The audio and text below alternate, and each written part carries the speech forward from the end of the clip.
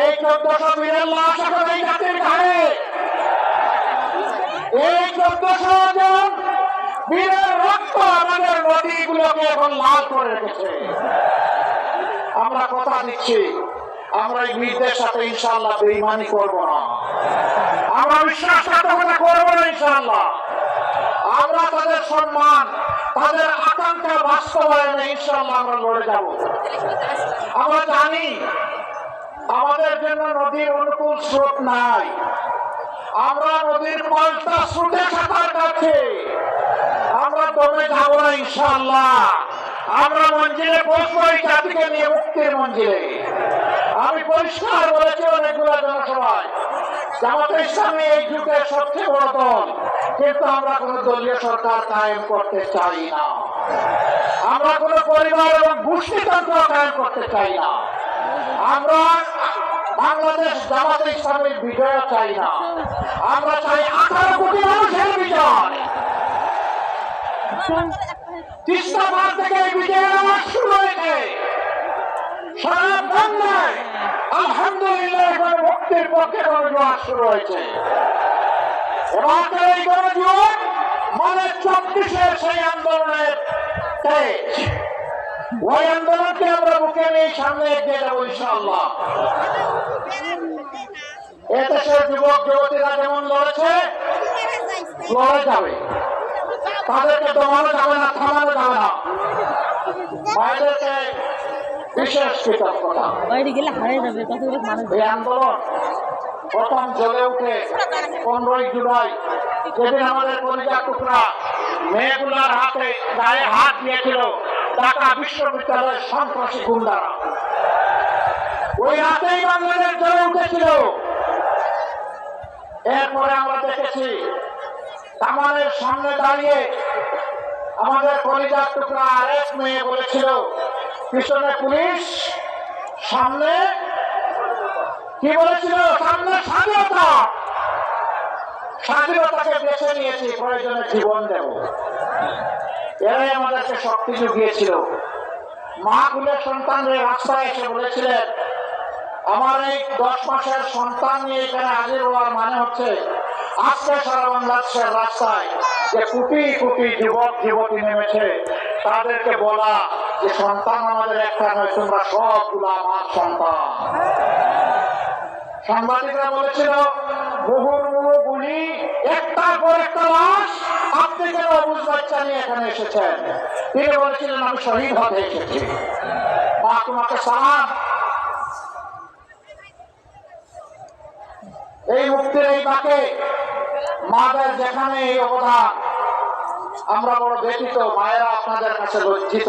একটি দল এবং তাদের লেলিয়ে দেওয়া কিছু কাণ্ডজ্ঞানহীন মানুষ আজকে বাংলাদেশের বিভিন্ন জায়গায় মা বোনদের, নারীদের গায়ে হাত দিচ্ছে।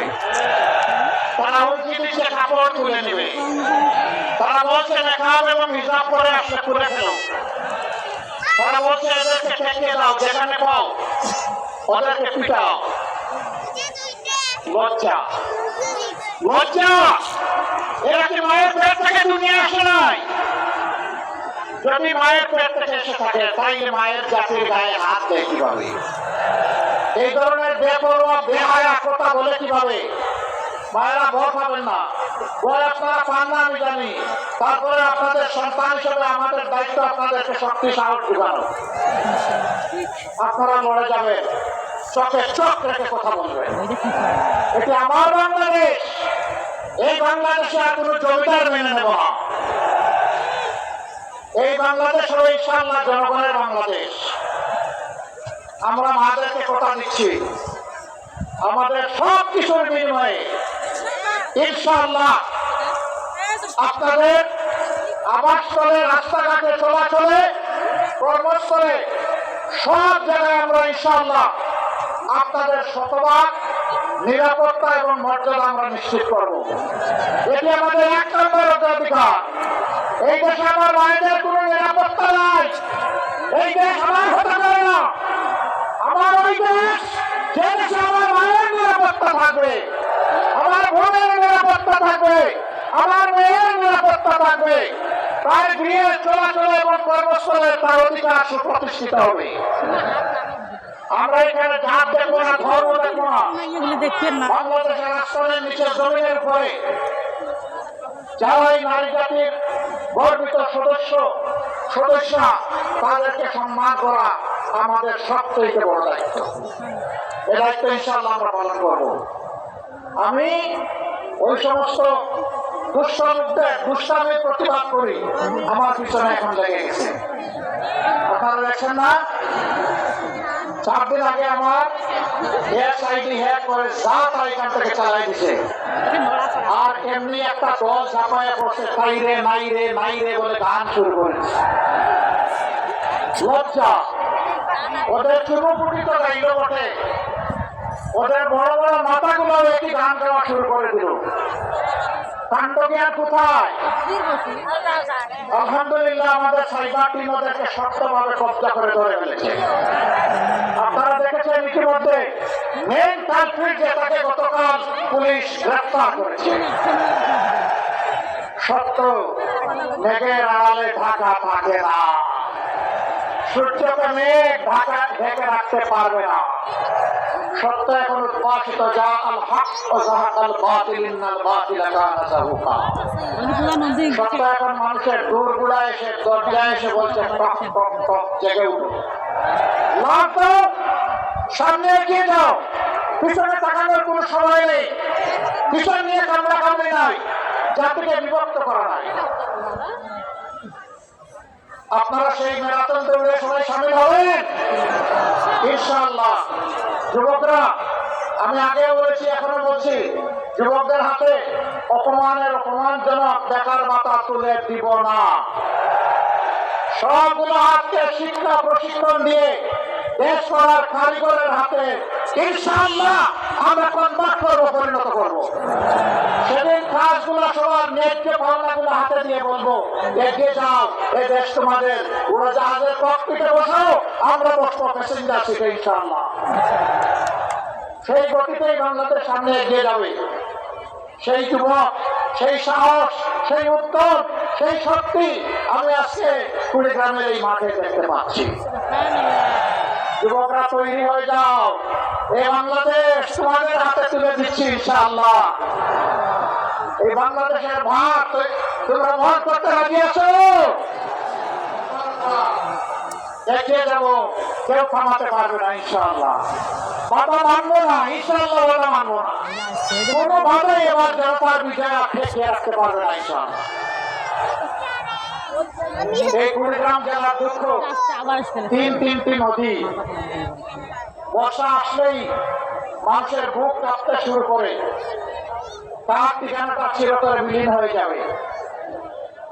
আমাদের নদীগুলোকে হত্যা করে কঙ্কাল বানানো হয়েছে, মরুভূমি বানানো হয়েছে। সবগুলো 54 বছরের নদী শাসনে নদী ভাঙা নদীর যতগুলো বাজেট হয়েছে সব তাদের পেটে হজম করে নিয়েছে।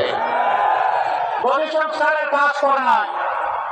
এই চুরে টাকা চুরি করে বিদেশে পাচার করেছে 28 লক্ষ কোটি টাকা। দেশবাসী, কুড়িগ্রামবাসী কথা দিচ্ছি, আল্লাহ যদি আমাদেরকে সুযোগ দেন, ওদের মুখের ভিতর দিয়ে হাত পেট পর্যন্ত ঢুকে সব বের করে আনবো ইনশাআল্লাহ। জনগণের টাকা জনগণের রাষ্ট্রীয় তহবিলে জমা হবে ইনশাআল্লাহ। সেইটার কথা দিয়ে যাচ্ছি। বাংলাদেশের সবচাইতে পিছিয়ে পড়া, সবচাইতে বঞ্চিত জেলার নাম হচ্ছে কুড়িগ্রাম। এই কুড়িগ্রাম থেকে আমাদের উন্নয়ন শুরু হবে ইনশাআল্লাহ। কোনো দাবি জানাতে হবে না, এটি আমাদের নৈতিক কর্তব্য হবে। এরপরে যেটা এরকম বঞ্চিত ওখানে যাবো তা করে।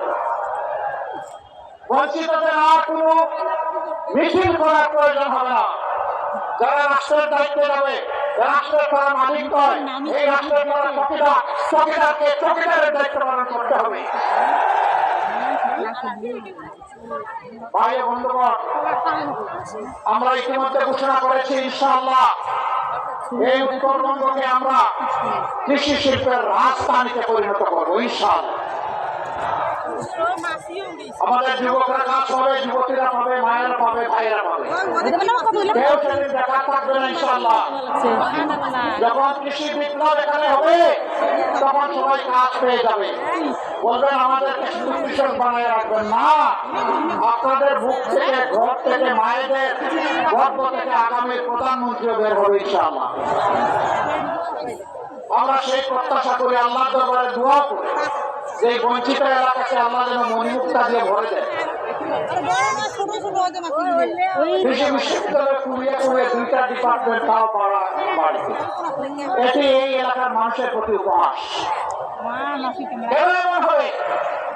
ইনশাআল্লাহ আমরা শিক্ষায় গুরুত্ব দেব, সত্যিকারের শিক্ষাটা প্রত্যেকটি আদম সন্তানকে আমরা পৌঁছে দেবো ইনশাআল্লাহ। গরিবের ছেলে তাই সে পড়তে পারবে না, ওই দিন শেষ। এই গরিবের ছেলের ভিতর থেকেই বের হয়ে আসবে আগামী দিনের নেতৃত্ব ইনশাআল্লাহ। ওই মেধাগুলোকে বিকশিত করা হবে রাষ্ট্র এবং সরকারের দায়িত্ব।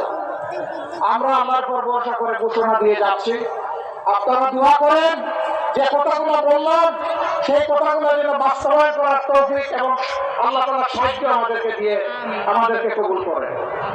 আমরা যেন অতীতের মতো যারা টুকরা নিয়ে মানুষের ভোট তুলা নিয়ে মানুষের সাথে উপহাস করেছে, আমরা যেন সেই রকম নিমক হারাম বিশ্বাসঘাতক না হই। আমাদের জন্য দোয়া করবেন আপনারা, দোয়া করবেন তো সবাই। আস্তে দোয়া না, ভালো করে দোয়া ইনশাআল্লাহ।